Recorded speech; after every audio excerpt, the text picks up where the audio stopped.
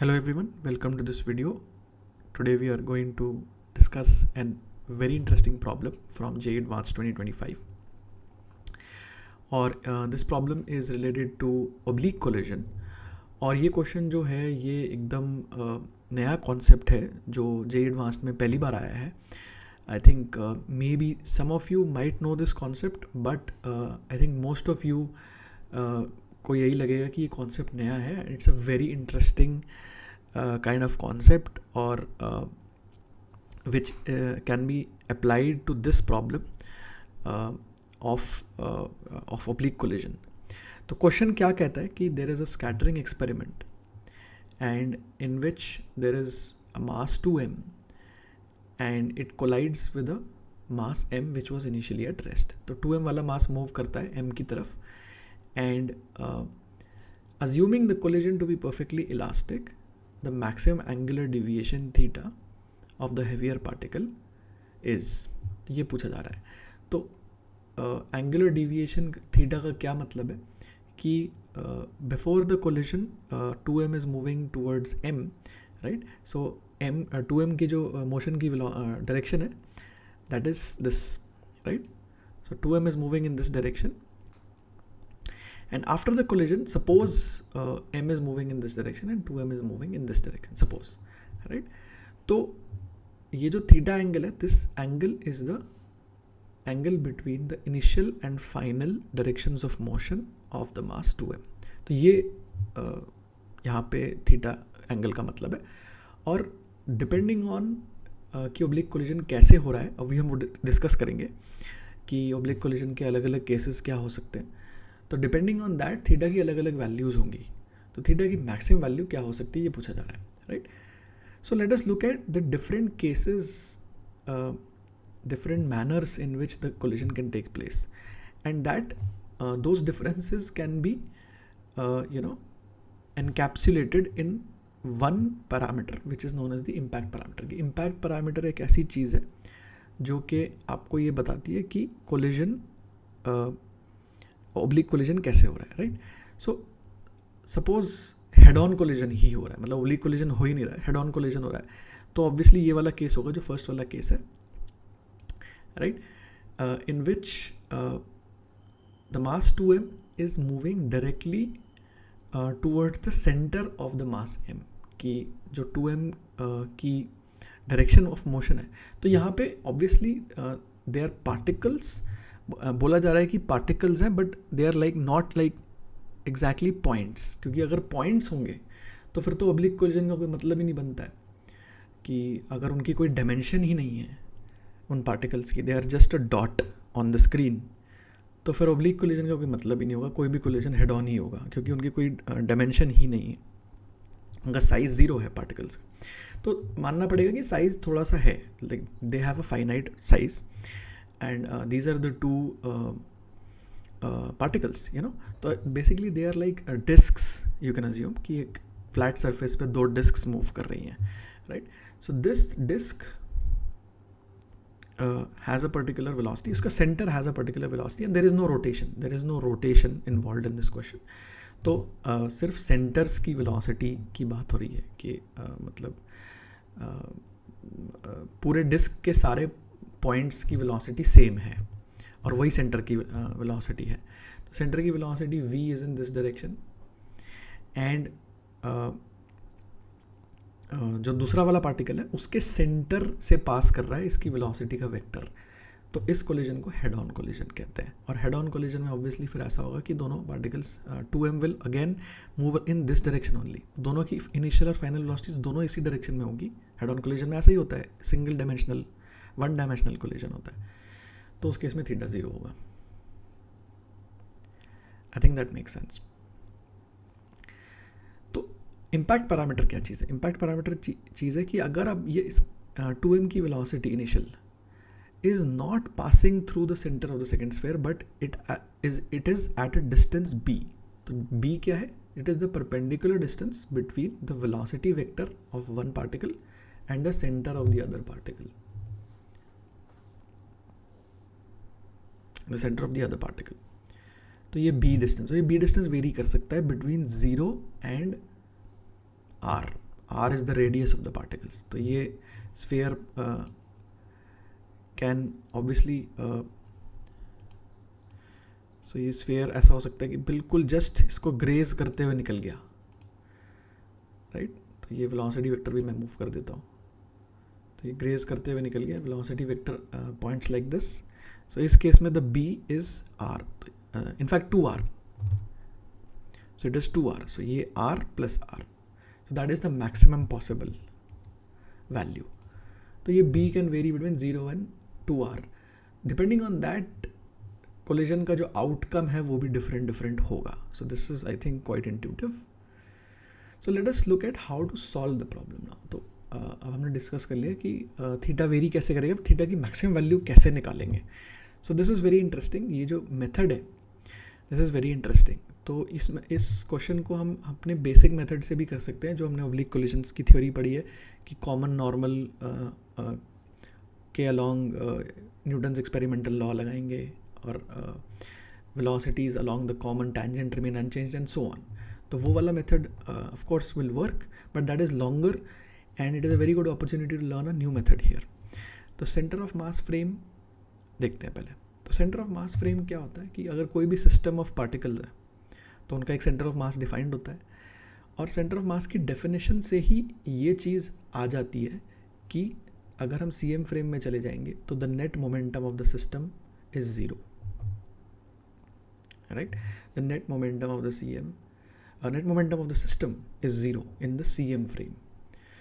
तो ये ट्रू होता है किसी भी सिस्टम ऑफ पार्टिकल्स के लिए. तो कैसे होता है ये कि CM फ्रेम में अगर हम सिस्टम का मोमेंटम लिखेंगे तो it will be sigma of the individual momentum. ये सारे पार्टिकल्स का इंडिविजुअल मोमेंटम निकाला एक एक का और सबको सिग्मा कर दिया इन द CM फ्रेम. तो ith पार्टिकल का मोमेंटम कैसे लिखेंगे in the CM frame, mi into vi minus VCM. कि CM फ्रेम में उसकी क्या वेलोसिटी है, vi is the velocity, so vi is the velocity in the ground frame minus VCM कर दिया, तो उसकी velocity in the CM frame हो गई इक्वल टू, तो ब्रैकेट को खोल लिया मैंने, तो I get this term and this term. तो ये जो सेकेंड टर्म है इसमें बेसिकली जो सिग्मा है वो सिर्फ mi के ऊपर होगा, VCM बाहर आ जाएगा, क्योंकि VCM तो हर पार्टिकल के लिए अलग अलग नहीं है, सेम है सबके लिए. सारे पार्टिकल्स के लिए VCM तो कॉमन है, उसकी वैल्यू कॉमन है. तो as you move to each particle doing the sigma, the total mass निकल के आ जाएगा और VCM अलग हो जाएगा, कॉमन बाहर आ जाएगा वो. तो ये टोटल मास बन गया. और ये वाला जो फर्स्ट टर्म है this is just you can write it in terms of VCM. कि VCM की जो डेफिनेशन होती है वो क्या होती है, sigma mi vi upon m total ही तो होती है, total mass upon total mass ही तो होती है. तो अगर टोटल मास को मैं दूसरी तरफ ले जाऊँ तो I can write this term as this. So I think this is easy to see. तो ये टर्म और ये टर्म दोनों बराबर आ जाते हैं. So you can see that they are both coming equal. कि सेकेंड टर्म तो ये सिंपली आ ही रहा है, बट फर्स्ट टर्म ये इसके बराबर क्यों आ रहा है, because of the how VCM is defined, that is the definition of VCM. तो using the definition of VCM we have derived that this is zero. तो CM फ्रेम में किसी भी सिस्टम ऑफ पार्टिकल्स का नेट मोमेंटम जीरो होता है. CM frame का मतलब ही वो है. That is the meaning of the CM की डेफिनेशन से ही आता है वो. So now if we have a two particle system, this means that for a two particle system the momenta of the particles are equal and opposite in the CM frame. तो ये तो simple सी बात है कि CM frame में अगर net momentum zero है और दो ही पार्टिकल्स हैं तो उन दोनों पार्टिकल्स का मोमेंटम इक्वल एंड ऑपोजिट होगा. That makes sense I think. ठीक है, तो ये चीज़ हम यूज़ करने वाले हैं कि for a two particle system अगर CM फ्रेम में चले जाएं तो उनके मोमेंटम्स जो होंगे वो इक्वल एंड ऑपोजिट होते हैं हमेशा किसी भी सिचुएशन में. तो अब देखते हैं कोलिजन को. तो before the collision ground frame से देख रहे हैं तो इसकी वेलोसिटी v0 है, 2m की कुछ v0 मैंने मान लिया और ये रेस्ट पे है. और CM की वेलोसिटी निकाल सकते हैं फॉर्मूले से, m1v1 plus m2v2 upon m1 plus m2, उससे आ जाएगा 2v0/3. ये CM की वेलोसिटी, ये ग्राउंड फ्रेम से देख रहे हैं हम. अब हम CM फ्रेम में चले गए तो सी एम फ्रेम में जाने से क्या होगा, दोनों की वेलोसिटीज़ कैसी कितनी दिखेंगी मेरे को कि ओरिजिनल जो वेलोसिटी थी उसमें से सी एम की वेलोसिटी को माइनस कर दो, सो यू गेट v0/3, और इसकी वेलोसिटी में से भी v2v0/3 माइनस कर दो तो -2v0/3 हो जाएगा, तो उल्टी डायरेक्शन में 2v0/3 हो जाएगा. So this is looking from the C M frame. अब देखो दोनों का मोमेंटम इक्वल एंड ऑपोजिट है. इसका 2m v0/3 है राइट की तरफ और इसका लेफ्ट की तरफ. So we can see that it is equal and opposite in the C M frame. So this is the crux. ये सबसे इंपॉर्टेंट यहाँ पे मेन कॉन्सेप्ट है कि दोनों का मोमेंटम सी एम फ्रेम में चलेगा तो इक्वल एंड ऑपोजिट है. अब देखते हैं आफ्टर द कोलिजन क्या होगा. So after the collision, they are obviously changing their directions of motion, right? कि because of the collision being oblique, the collision is oblique. तो दोनों अपनी अपनी डायरेक्शन में निकल गए. Initially they were both traveling along this direction, which is I am calling the x direction. तो finally suppose they are moving in these directions. और अभी भी उनकी वेलोसिटीज इक्वल एंड ऑपोजिट होंगी. वेलोसिटीज नहीं, मोमेंटम्स इक्वल एंड ऑपोजिट होंगे CM frame में. CM frame में momentums will be equal and opposite.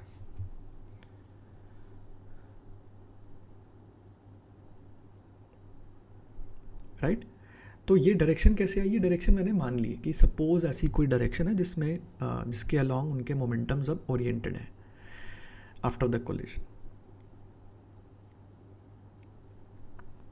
Right. और ये सी एम फ्रेम से है, तो मतलब ये सी एम की वेलोसिटी भी मैंने यहाँ पे दिखाई है, बट ये एक्चुअली अलग से दिखा देता हूँ मैं, क्योंकि ये तो सी एम फ्रेम वाला डायग्राम है और जबकि ये सी एम की वेलोसिटी है from the ground frame obviously.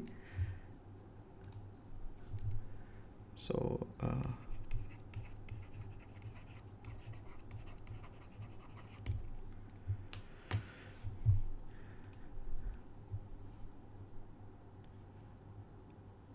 तो सी एम फ्रेम से इनका मोमेंटम देख रहे हैं अभी भी इक्वल एंड ऑपोजिट है. Now there is one other important point कि मैंने सिर्फ ये बोला कि दोनों के मोमेंटम्स इक्वल एंड ऑपोजिट है, बट मैंने ये नहीं बोला कि उनके मोमेंटम्स का मैग्नीट्यूड भी सेम रहेगा. ऐसा भी तो हो सकता है कि उनका मैग्नीट्यूड कम हो जाए मोमेंटम्स का, या दोनों रेस्ट पे आ जाए सी एम फ्रेम में. ऐसा भी तो हो सकता है कि जैसे फॉर एग्जाम्पल अगर कंप्लीटली इनइलास्टिक कोलिजन होता है तो दोनों सेम वेलोसिटी से मूव करने लगते हैं आफ्टर द कोलिजन. तो सी एम फ्रेम में जाने पे उनकी दोनों की वेलोसिटीज़ ज़ीरो दिखेंगी, क्योंकि सी एम और दोनों की वेलोसिटीज़ सब बराबर है. तो मोमेंटम इक्वल एंड ऑपोजिट तो हमेशा रहता है सी एम फ्रेम में, बट उसका मैग्नीट्यूड वेरी कर सकता है. बिफोर कोलिजन आफ्टर कोलिजन अलग हो सकता है, but because it is an elastic collision also, because it is an elastic collision, therefore in the C M frame their momentums will also have the same magnitude as before. So this is very important. This is very interesting.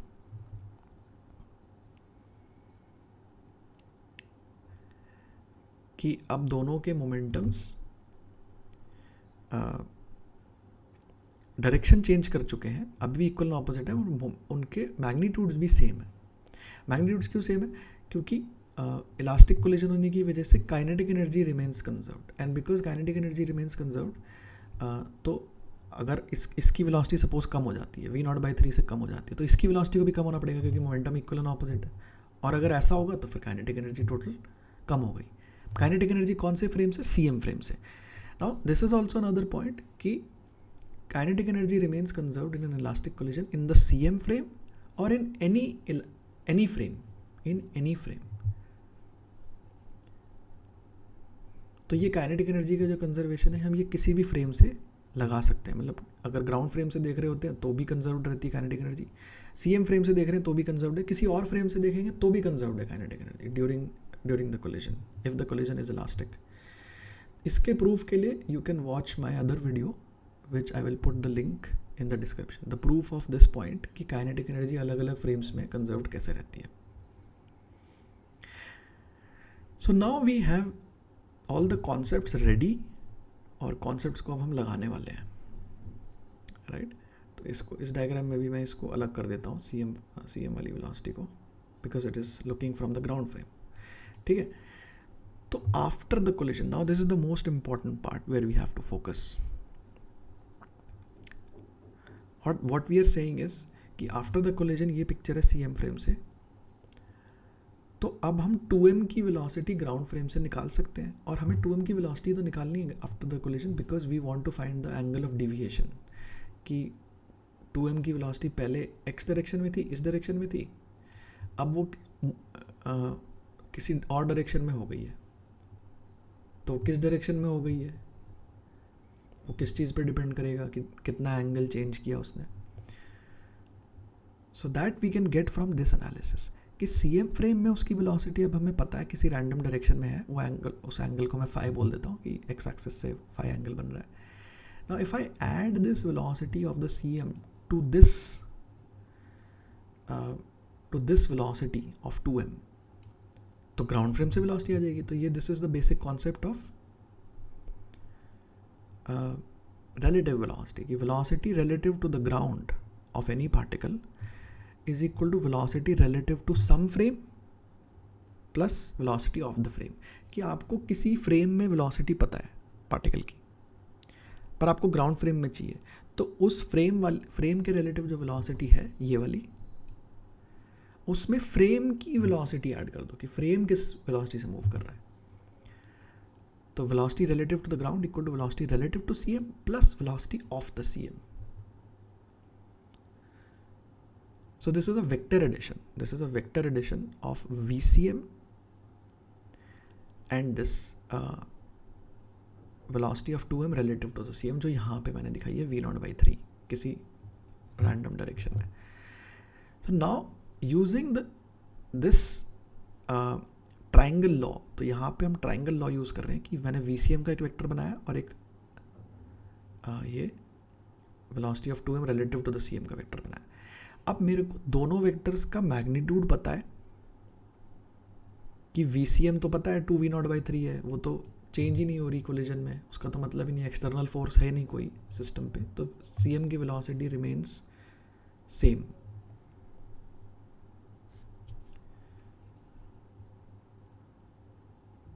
तो VCM का मेरे को magnitude पता है, और ये भी पता है कि VCM का डायरेक्शन भी सेम रहेगा. तो VCM एक कांस्टेंट वेक्टर है यहाँ पे, और ये जो वेक्टर है इसका भी मैग्नीट्यूड मेरे को पता है कि v0/3 है, बट इसकी डायरेक्शन कुछ भी हो सकती है, इसकी डायरेक्शन कहीं को भी हो सकती है. I don't know that, I don't know the direction of v0/3.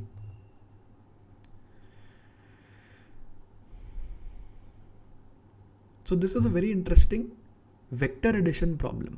एक वेक्टर एडिशन का प्रॉब्लम है जिसमें आप एक फिक्स्ड वेक्टर है VCM और एक पिंक वाला ये वेक्टर है जिसकी का मैग्नीट्यूड कांस्टेंट है, बट उसकी डायरेक्शन चेंज हो सकती है, डायरेक्शन कुछ भी हो सकती है. तो ये सर्कल क्यों बनाया है मैंने? So if I add these two vectors using triangle law, तो इसके हेड पे मैं इसका टेल रखूँगा, और ये जो ब्लैक वेक्टर है ये this will be the vector sum, right? This will be the vector sum of these two, और ये ब्लैक वाला ही फाइनल वेलोसिटी है जो 2m की है ग्राउंड फ्रेम से. तो अब ये अगर पिंक वेक्टर किसी भी डायरेक्शन में हो सकता है, तो इसका tip is essentially moving on a circle, कि इसका टेल तो यहाँ पे फिक्स्ड है, बट उसका हेड कहीं पे भी मूव कर सकता है ऑन दिस सर्कल. उसका हेड कहीं भी मूव कर सकता है on this circle, and depending on that this black vector will also change. तो एक केस और लेके देख लेते हैं जस्ट टू विजुअलाइज. तो सपोज VCM ऐसा, ये पिंक वेक्टर ऐसा हो जाता है हमारा, सो ये राइट. तो इन this case the black vector will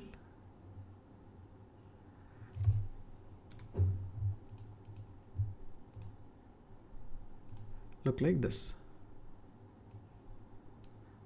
So black vector will look like this, and of course in this case the theta will be different. So just trying to get it right. तो ये हम दो vectors का addition कर रहे हैं. Blue वाला vector एक कांस्टेंट वेक्टर है और पिंक वाला वेक्टर इस सर्कल पे कहीं भी मूव कर सकता है, उसका टिप कहीं पे भी मूव कर सकता है. तो ब्लैक वेक्टर का जो टिप है वो भी सर्कल पे कहीं पे भी मूव करता रहेगा, उसका टेल यहाँ पे। तो depending on that this angle theta, ये एंगल थीटा है हमारा, ये थीटा बदलता रहेगा। तो in which case will theta be maximum? Theta will be maximum in the case I had drawn earlier. तो ये जो ओरिजिनली मैंने बनाया था यहाँ पे, in this case theta is maximum. Why? Because ये जो ब्लैक वाला वेक्टर है, अगर इसका टिप इस सर्कल पे मूव कर रहा है तो ये एंगल थीटा कब मैक्सिमम होगा? When the black vector is tangential to the circle. It's very simple to see. कि अब ये ऐसे आप स्क्रीन पे अपना पेन रख के सोच सकते हो कि इस ब्लैक वेक्टर के अलॉन्ग एक अपना पेन रख दो ऐसे, और उस पेन का जो टेल है उसको यहाँ पे फिक्स रखो और उस पेन को रोटेट करते रहो। तो जब वो पेन इस सर्कल के टेंजेंशियल हो जाएगा तब ये थीटा एंगल मैक्सिमम हो जाएगा। That is when theta will be maximum. So this is simple to see, this is simple. ये एक विजुअल प्रूफ है, मतलब देखने से ही समझ में आ रहा है आपको। You don't have to analyse anything else. आपको देख के समझ में आ रहा है कि theta will be maximum when black vector is tangential to the circle. So we have found the answer कि ये ट्राइंगल बन गया, राइट एंगल ट्राइंगल बन गया, क्योंकि अब ये टेंजेंट है तो ये रेडियस वेक्टर है, रेडियस के अलॉन्ग है, तो ये theta, this angle will be 90 degrees. And so in this triangle we can simply find theta by a simple calculation because we know these lengths. So we can just simply find sin theta here. So what is sin theta? This pink vector, which is v0 by 3, divided by the blue vector, which is 2v0 by 3. So it is half.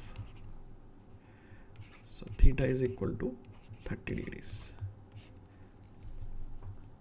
So theta is equal to 30 degrees. That is the maximum possible value of theta. So this is the answer. This is the answer. So using the CM frame and using this vector direction diagram, we have found the maximum possible deviation that the mass 2m can experience during the collision. तो ये बहुत interesting और नया concept है, और इस पे this is the most basic question on this concept. अब इस कॉन्सेप्ट पे और क्वेश्चन भी बन सकते हैं, right? So you should practice this question first, and in the future I will post more question on this concept, because JEE advance में अब ये कॉन्सेप्ट आगे आएगा. This is the pattern that JEE advanced follows, और पिछले 4-5 साल में, specially since 2020, this has been happening कि JEE एडवांस्ड में नए नए कॉन्सेप्ट्स थोड़े थोड़े इंट्रोड्यूस हो रहे हैं. हर साल 2-3 क्वेश्चन, 4 क्वेश्चन ऐसे आते हैं. आप देखोगे पहले ऐसे क्वेश्चंस थोड़े कम आते थे, राइट? या फिर ऐसे बोल सकते हैं कि वो कॉन्सेप्ट्स थोड़े से स्टैंडर्ड टेक्स्ट बुक टाइप के कॉन्सेप्ट्स होते थे, जो कि NCERT में भी होते हैं, या फिर मतलब बहुत टाइम से पता है लोगों को और बहुत टाइम से पढ़ाए जा रहे हैं. But since 2020 new type of questions, new type of situations are coming. At least 4-5 questions come every time in physics. और जो लोग अच्छी रैंक को टारगेट कर रहे हैं, जो लोग टॉप रैंक्स को टारगेट कर रहे हैं, for them these questions are very important, because the solving is not very difficult. Question is easily solvable, but you have to know the concept and you have to practice the concept. तो this is one of those concepts. तो आप इस video को अच्छे से देख के इसको समझते हैं अगर, then you can solve more questions on this concept, that how to apply the concept of CM frame. कि CM frame में जो main concept इसका यही है कि CM frame में जो momentum है that remains equal and opposite always for two particle system. The magnitude of that momentum will change, the direction will change, but it will always remain equal and opposite. So I hope you like this concept and you like the video, and you hope you practice this concept, and thanks for watching.